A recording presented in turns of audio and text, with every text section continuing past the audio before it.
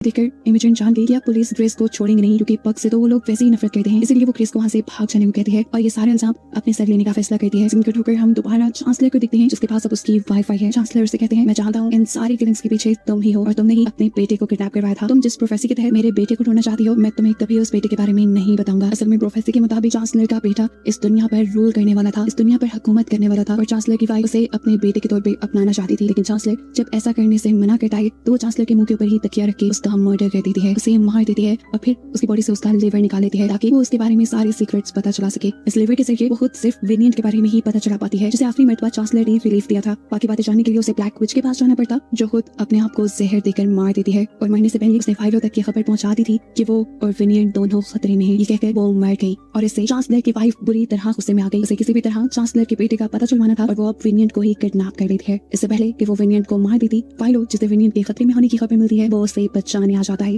और उसके पीछे डार्क एशर भी। ये डार्क एशर इसी लेडी का है और इसी डार्क एशर के जरिए वो अपने हस्बैंड के सभी सीक्रेट रिलेशंस के सबूत मिटाना चाहती थी और उसके असली बेटे तक पहुंचकर उसे अपनाना चाहती थी ताकि दुनिया के सामने उसकी पोजीशन हमेशा स्ट्रॉन्ग रहे। और इससे पहले कि अब फाइलो इस लेडी के ऊपर हमला करता या डार्क एशर फाइलो के ऊपर, वेनिएंट अपने आप को छुड़वाकर इस लेडी के ही सर में पीछे से स्टैब कर देती है, जिससे वो लेडी मारी जाती है और उसके मरते ही उसका डार्क एशर भी। ऐसे वेनिएंट और फाइलो दोनों की ही जान बच गई थी। चांसलर के मरने की खबर भी अब पूरे शहर में फैल जाती है और चांसलर की जगह दी जाती है उसके बेटे जोना को, जो कि दुनिया के सामने उसका बेटा था। जोना अब एशलिन के दोस्त को अपनी लीगल एडवाइजर के तौर पे हायर कर लेता है। पॉलिटिक्स में आने के बाद उसे पता चलता है कि सोफी को वो जितना चालाक और समझदार समझता था, सोफी उससे भी कहीं ज्यादा समझदार थी। सोफी ही वो थी जिसने उसकी मॉम को ब्लैकमेल किया था और ये सच्चाई चांसलर को बताई थी कि जोना उसका बेटा नहीं, और उसी के चलते ये सारी किलिंग्स हुई थी। ये सारी चीजें जानने के बाद अंदा तो था कि वो सोफी से दुश्मनी कर लेता, लेकिन वो असेंबली में सोफी को साथ मिला लेता है क्योंकि वो जानता था कि अगर सोफी और वो मिल जाए तो यहाँ बहुत स्ट्रॉन्ग पोजीशन ले सकते हैं। अब जोना भी फेस के खिलाफ हो चुका था और उसने कार्निवल रो से भी सभी फेस को बाहर निकलवा दिया था। इस शहर से भी वो सभी फेस को निकालना चाहता था और दोबारा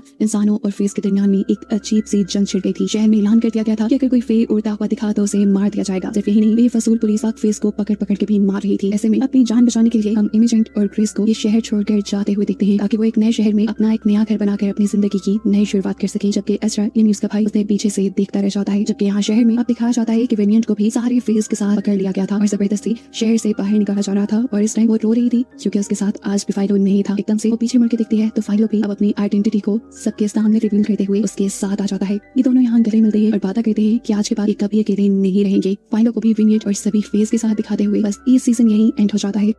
चैनल को सब्सक्राइब करो पहले, हाँ जल्दी करो। मुझे पता है कि आप लोग नहीं करते, वीडियो देखते हो लेकिन सब्सक्राइब नहीं करते। ये लाल कलर का बटन है, इसे दबाओ, जल्दी दबाओ, जल्दी दबाओ, फिर मैं शुरू करूँ। दबा दो जल्दी, दबा दिया, घंटी में दबा।